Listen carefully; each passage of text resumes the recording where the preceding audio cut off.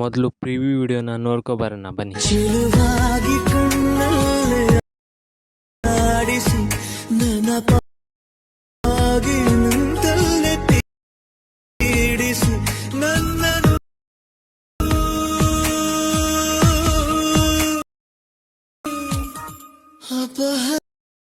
ಅಪಹರಿಸಿದೆನೆ.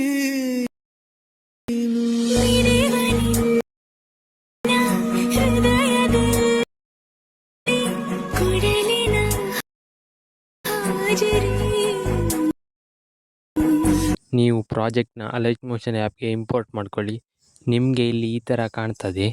ಈಗ ನೀವು ಸ್ಟಾರ್ಟಿಂಗಿಗೆ ತಗೊಬಂದು ಈಗ ನೀವು ಇಲ್ಲಿ ಈ ಲೇಯರ್ ಸೆಲೆಕ್ಟ್ ಮಾಡಿ ಕಲರ್ ಆ್ಯಂಡ್ ಫಿಲ್ ಮೇಲೆ ಕ್ಲಿಕ್ ಮಾಡಿ ಈ ಆಪ್ಷನ್ ಮೇಲೆ ಕ್ಲಿಕ್ ಮಾಡಿ ನಿಮಗೆ ಬೇಕಾದ ಇಮೇಜನ್ನು ನೀವು ಇಲ್ಲಿ ಸೆಲೆಕ್ಟ್ ಮಾಡಿ ಆ್ಯಡ್ ಮಾಡಿ.